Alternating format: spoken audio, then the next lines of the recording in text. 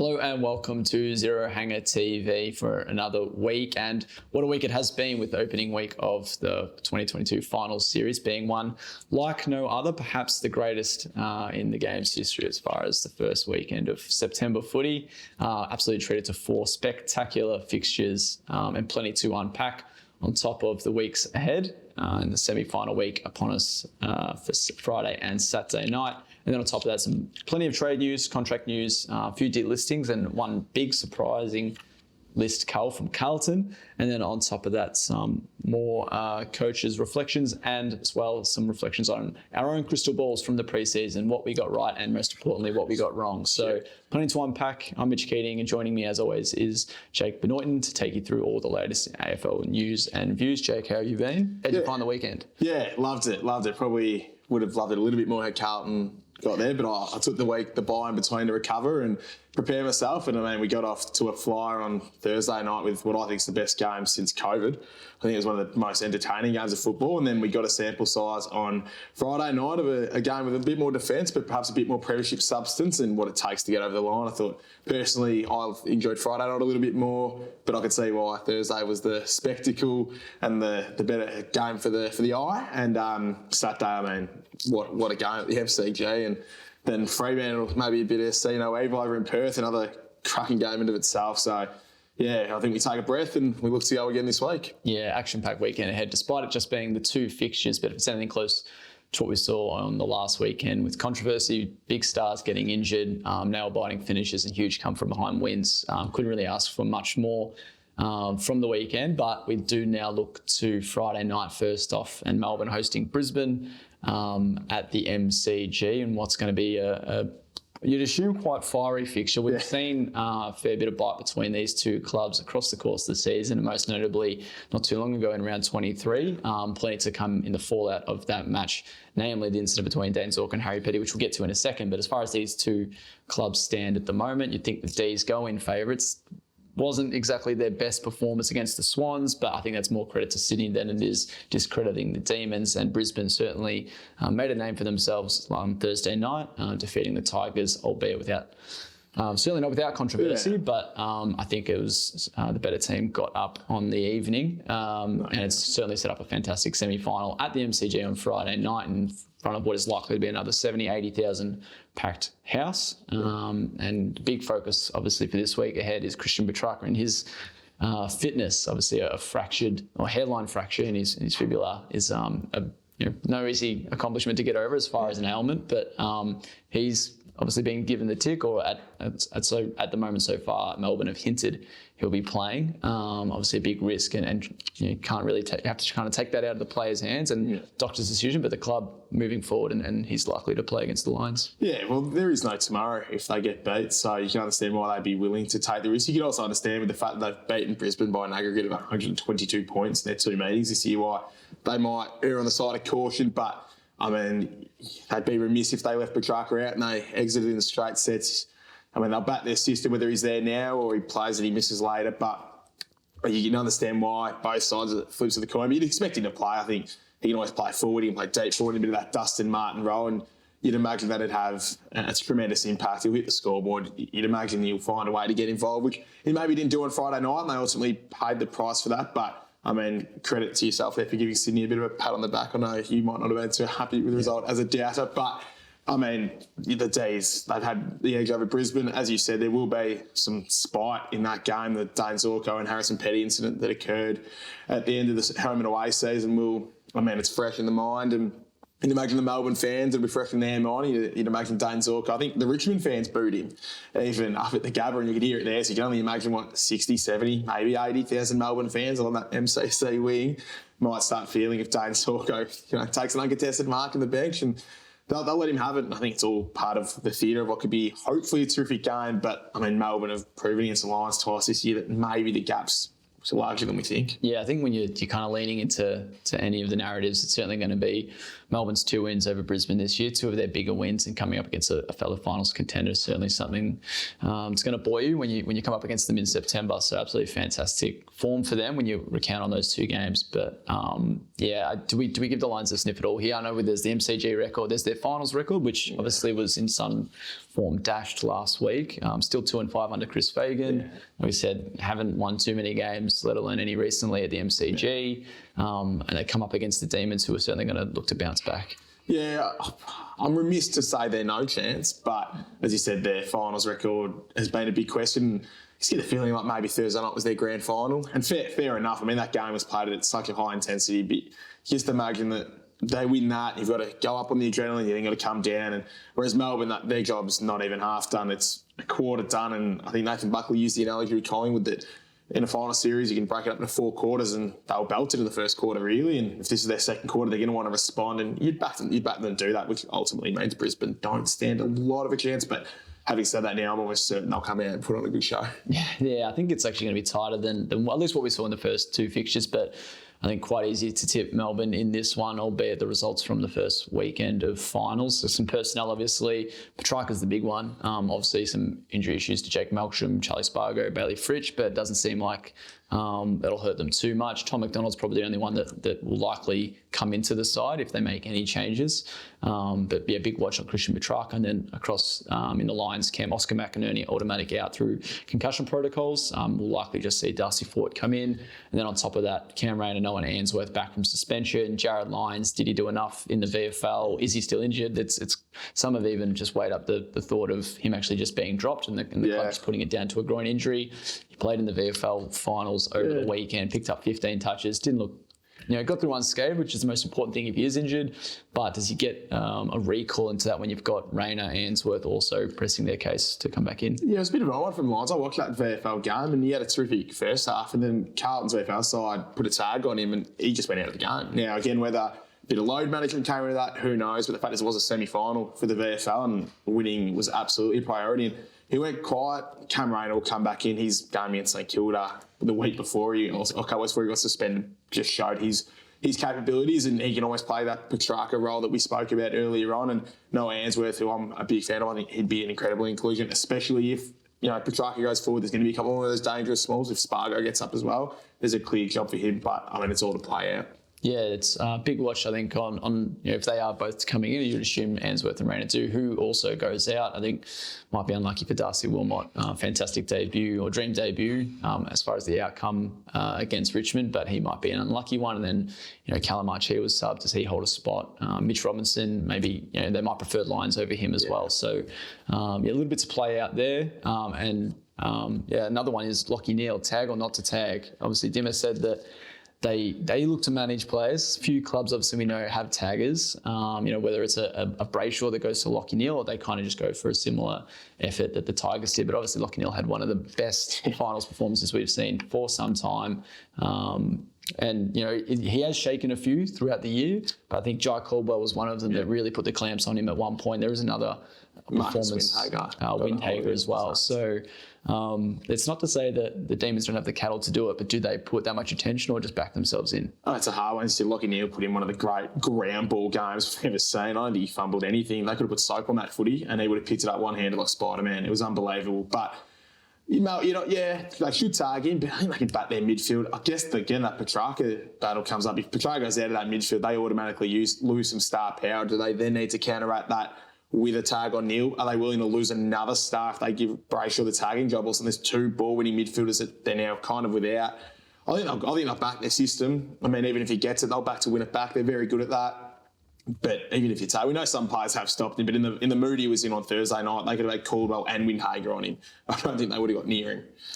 Moving on to the second fixture for this weekend, Saturday night, Collingwood will welcome Fremantle to the MCG. Perhaps a match that might be tipped to be a bit closer than the Lions and the D's. Obviously, the Pies narrowly falling to Geelong last weekend, while Fremantle absolutely thriving off their come-from-behind win over the Western Bulldogs. Pies had the result over the Dockers. Mind you, that was in Perth, and I'm not sure if it's supposed to be wet this weekend, but that certainly played in favour of Collingwood. Should it be, your static September forecast for this week, it could certainly level things up. The Dockers, just the one game of the MCG this year, but they did defeat Melbourne in snapping their undefeated start to the season. So as far as form at the G, I think Collingwood have played 12 or 13 games there this year. Dockers just the one. I think the Magpies still had a pretty decent win tally, but 1-0 for the Dockers. It's going to be quite an interesting one just to see how you can read into that. You'd assume this one might be a bit tighter this weekend. Yeah, I think this is a very interesting one for myself personally, because I think I've long been critical of Collingwood and probably not believing in their top 4 credentials. And Freo's probably a side who I believe are a top 4 team, and it kind of slipped away from them at the end, but I'm still a firm believer of what they're doing. And having said that, quarter time last week, I probably was a little bit sceptical of them, but when they showed their class and they came through and earned themselves a semi-final spot at the MCG, where they have played well. They beat Melbourne there quite convincingly. It is looking like it's going to rain. Now, I'm hesitant this early in the week to pull out my best Jane Bunn impression and point and tell you what the weather's going to be, but it does look like it might rain. If that is the case, that does suit Collingwood's kind of mad ball chaos style very well. And we've seen Freo struggling also the Gold Coast Suns the week before they then lost to Collingwood in the wet. It's not their favourite style. And their plan B has sort of gone out the window when that weather comes. Having said that, finals, it's a different base. It's more contested naturally. So wet weather will lead itself into that. And Collingwood have been beaten at the contested footy at the clearance a lot over recent weeks. Having said that, they've also gone on to win those games, mainly against Melbourne and Carlton. So, how much do we take those stats in? It's hard with Collingwood. They've kind of debunked those systems that teams tend to rely on heavily. The big one is crowd. We've seen some big crowds recently in finals, mainly against GWS when Richmond had their prelim in their grand final, and Collingwood with that preliminary final as well that they lost. It's going to be a big Collingwood crowd.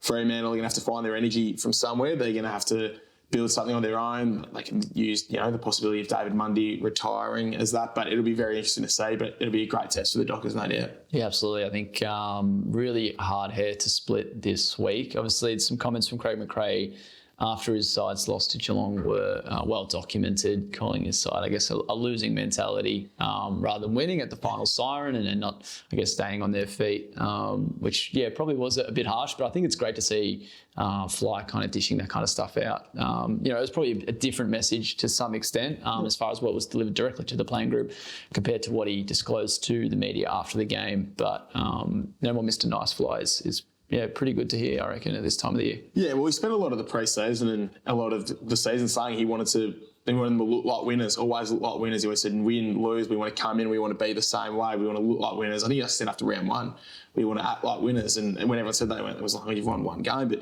he's obviously tried to instill that into the team, into the club, from top to bottom over the last 24 weeks. And you can understand why the players after that helter-skelter game, you lose by a kick in games that they've won almost habitually over the past 4 months. You can understand why they would have been, they would have lost all their energy, they'd be knackered, they'd be gutted.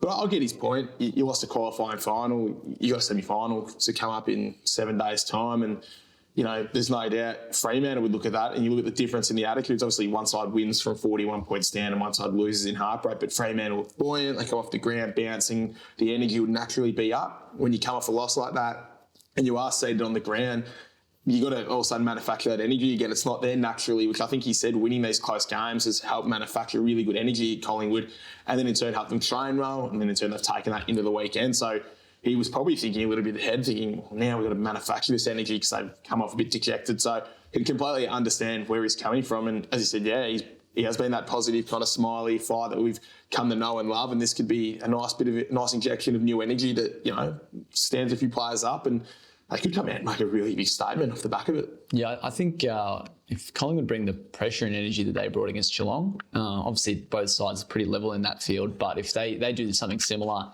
to the Dockers this weekend, I reckon it's going to look really good for them. Obviously some key personnel issues. Taylor Adams out. Yeah. Watch on Jordan De Goey's AC joint in his shoulder, but it seems like he'll be fine to play. Across the other side, Fremantle could welcome back Matt Taberner. Who they actually take out remains to be seen. Do they keep Jai Amos after a fantastic performance in his return, or do they potentially drop Griffin Logue? Yeah. He probably wasn't the best option for them when you're talking about their attacking options. And I'm not sure if they need him back in defence, given Collingwood's lack of height in a way. Besides Cox or Cameron, one of them being forward. Mind you, Cox only played, 40-odd% game time. So Collingwood aren't really relying on their key forward stocks as far as those two, as much as we have seen. So a bit smaller for the Dockers to manage the likes of Brodie Myercheck, Ash Johnson. That might work in their favour. And like I said, maybe losing Logue is the way to go. Bit unfortunate for him, but I think someone's going to have to make way for Matt Taberner. Now, one, I think, talking point coming off the first week of finals for both of these clubs is the start. Collingwood managed to hold the Cats. Now we know the Cats haven't been a great final starter, but managed to hold the Cats off early into the game before letting them back in, where the Fremantle gave the Dogs the first half a dozen or so goals and managed to find their sums back in. So it could be quite interesting to see, even if Collingwood do hold a handy lead at quarter time or halfway through the second.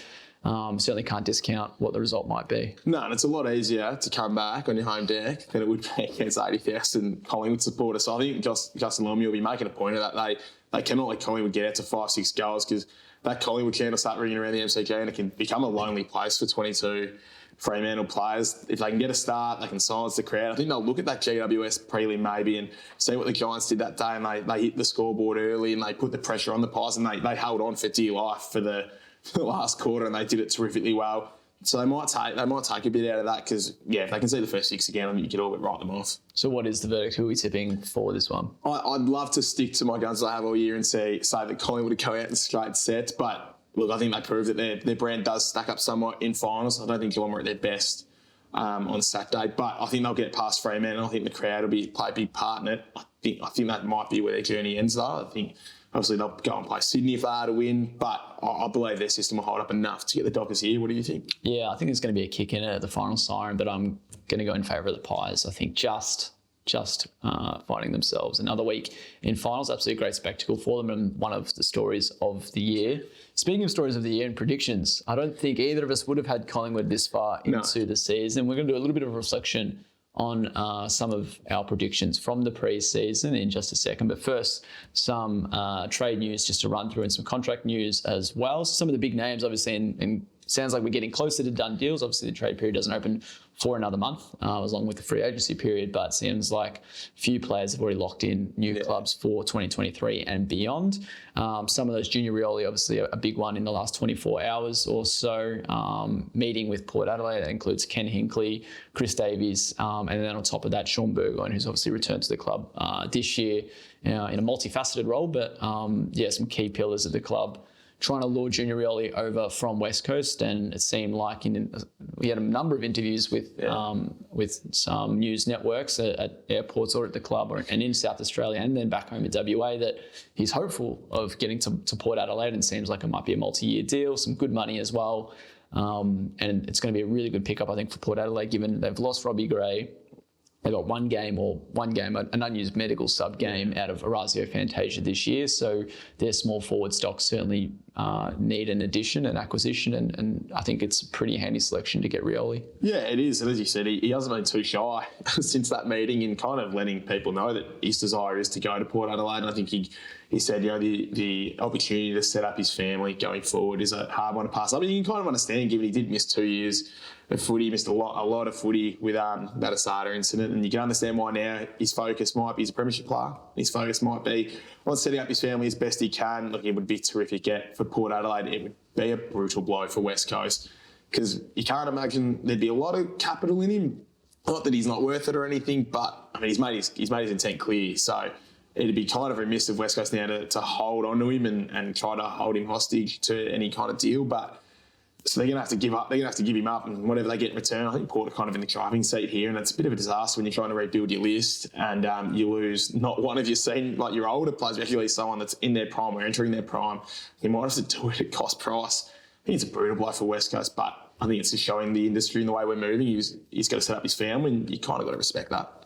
Yeah, it'll be interesting to see how those negotiations play out. Port Adelaide, pick 8, probably too much for him. They'll get compensation from Carl Amon, which might kind of help out. But West Coast certainly could ask for more than their fair share, given, like you said, the years they've put into him to keep him at the club, despite him having over 700 days absence due to the anti-doping ban. So interesting negotiations to come out of that one. Absolutely. Another one, a couple others. Kyle Hartigan to the Saints came up from good friends at RSN this week. A bit of a funny one. We know that the Saints probably need to bolster their back line, and if they can do it cheaply, that's great. But I'm not sure Kyle Hartigan would be the answer if they're trying to push for a premiership in the next couple of years. Yeah, and it's no knock on Kyle Hartigan himself, but the actual move of someone of that demographic doesn't make a lot of sense for what St Kilda are trying to do. They've now finished like 10th and 10th in the last 2 seasons. They're in no man's land. Their list is just about no man's land. They're not short on recycled players, which is not a bad thing. I mean, if that's how you need to build your list, that's how you build your list. But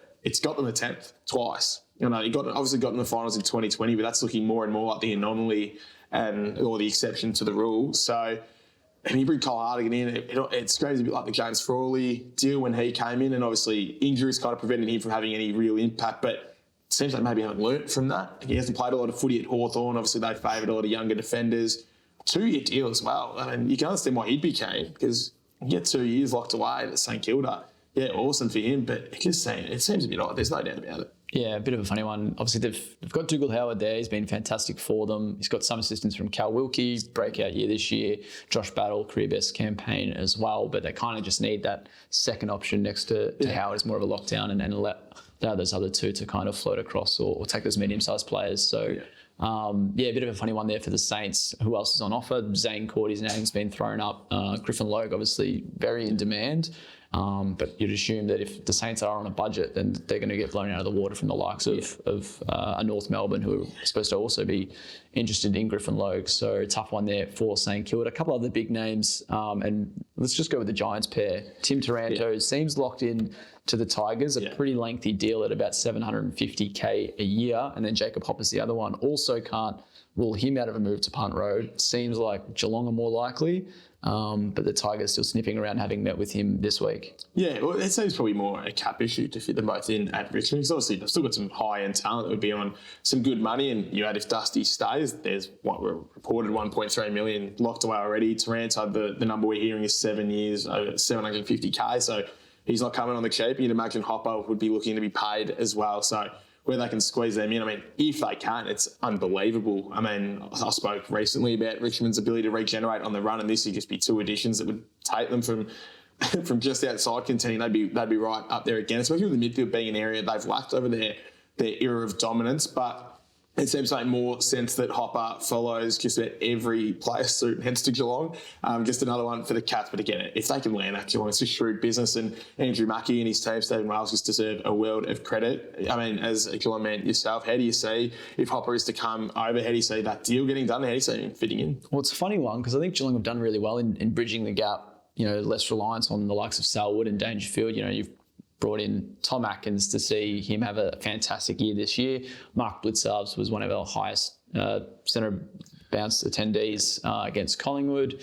And then Brandon Parfitt is kind of that funny one, not playing in Geelong's biggest game for the year. And you certainly would have thought he was best 22, Medi-sub at best, but not the case. So a bit of a funny one. They've done really well, like I said, in bridging that gap between their veterans and some of those younger players. Obviously, Mark Blitzarves isn't too young. Topic Atkins was a mature age recruit, so you can't really put him in the same pocket you can as Brandon Parfitt. So I think Jacob Hopper is that next one in that kind of 25, 26 age bracket. Certainly going to help them if they can fit him into the budget somehow. Sounds like they are, going to get some competition from Richmond, but you'd assume the Tigers are just doing their due diligence in the chance that Dusty leaves, and they have $1.3 million to spend next season, and they can do so in luring Jacob Hopper to Punt Road. So a bit of a funny one there, as like we said, though, most likely he ends up at Geelong, it seems.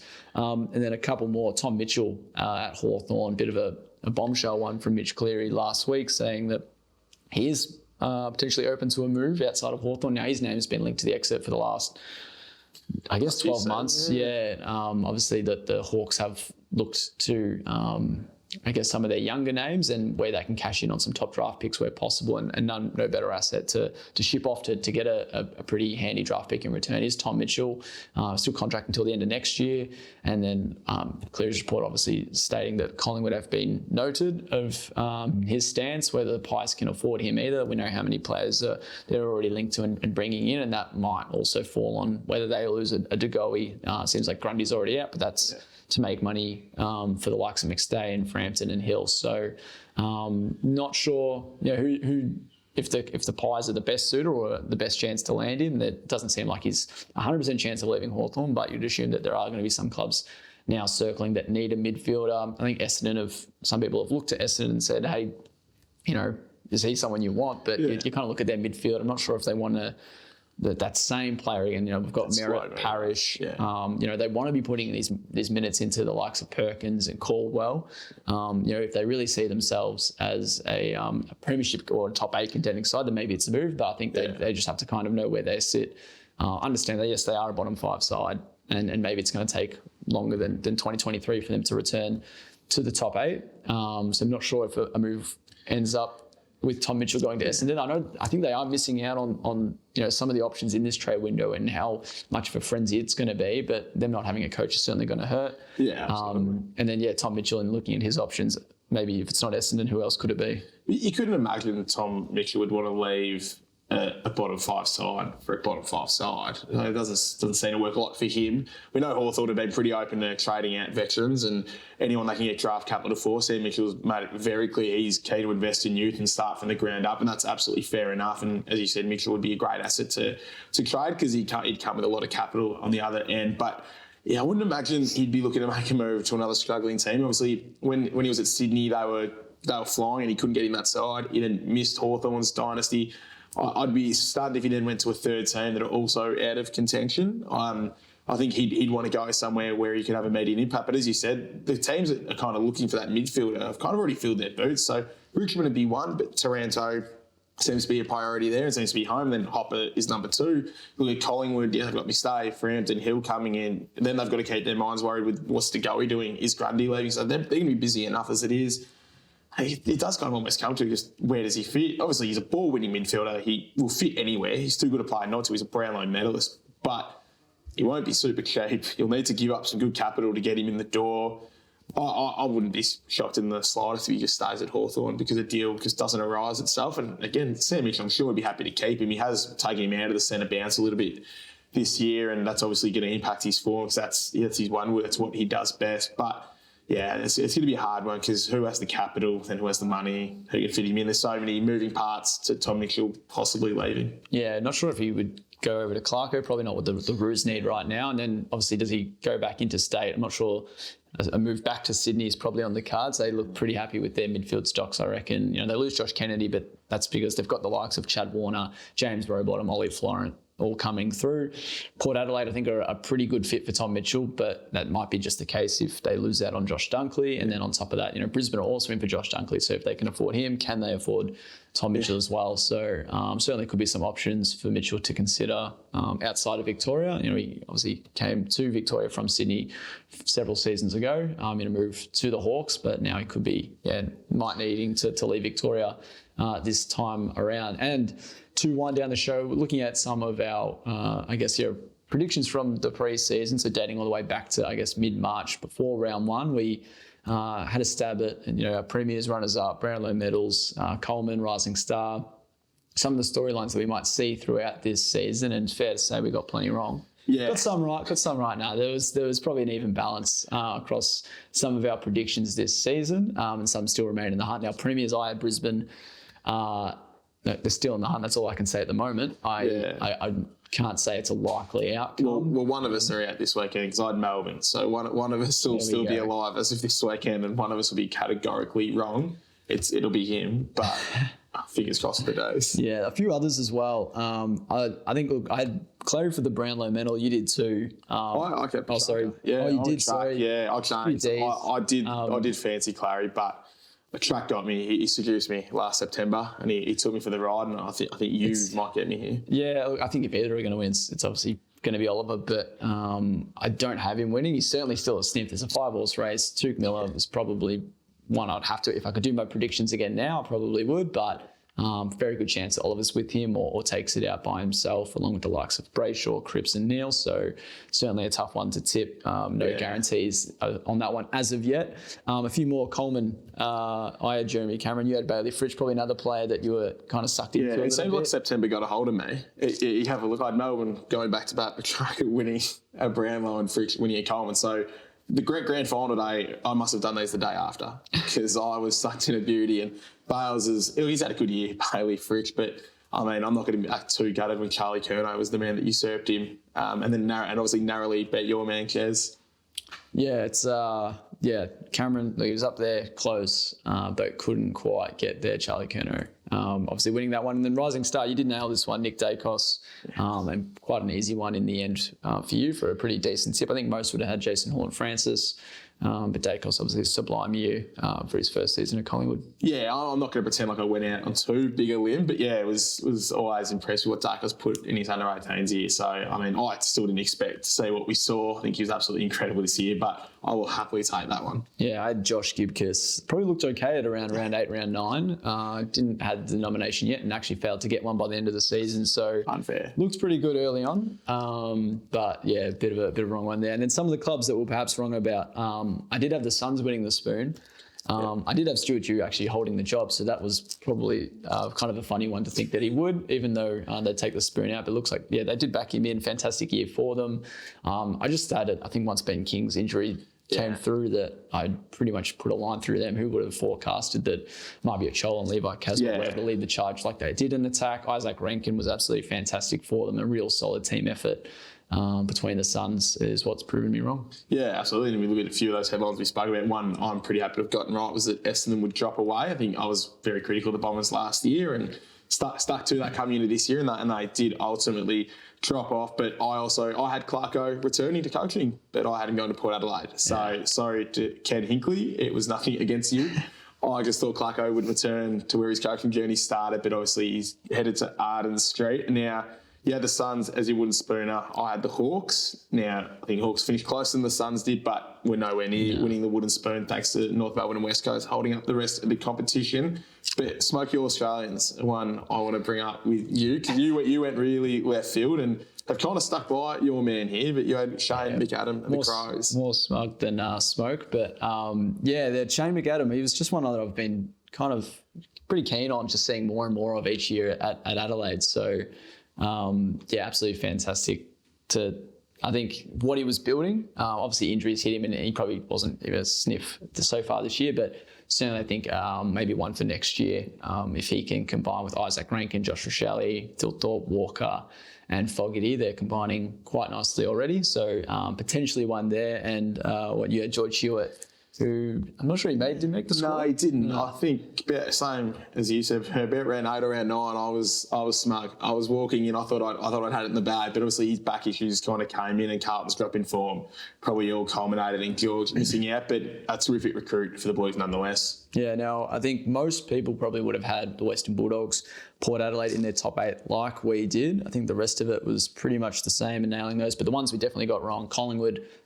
Absolute credit to them. I think most would have had them in their bottom 5 or at best around that 12th, 11th at the highest. And they've done absolutely fantastically well. Credit to Craig McRae, the whole squad, in just defying any doubters in their chances for this season. Yeah, absolutely. I think, looking here, the ones, Port Adelaide seem to be the one that got us on. I mean, they started 0-5 and they still nearly made it, so we can take whatever solace we want out of that. And then I had Carlton sneaking into mine, and ultimately they broke my heart in 1,000 ways to end the season, and this was probably the least of them. Yeah, funny as well. Fremantle, the other one that it seemed no one had in their top 8, and them and Collingwood are playing for a spot in a prelim this week. So, a few tough ones obviously for everyone's predictions, and I'm not sure too many outside of maybe their own faithful had them in the top 8. So probably the two biggest surprises there, and with the Bulldogs and Port not making the top 8, and then your Blue Baggers as well, that other one. So, a few that went right, a lot that went wrong, but plenty to still play out with the Brownlow Premiership Grand Final runners-up also to be named. And you can preview all that on zerohanger.com for all your latest news, views and analysis. Head to zerohanger.com. That'll just about wrap us up for another show. Obviously plenty to unfold in the coming days with 2 semi-finals set to be jam-packed to the MCG, and we'll be back next week to preview the prelims, recap those semi-finals plus all the latest news.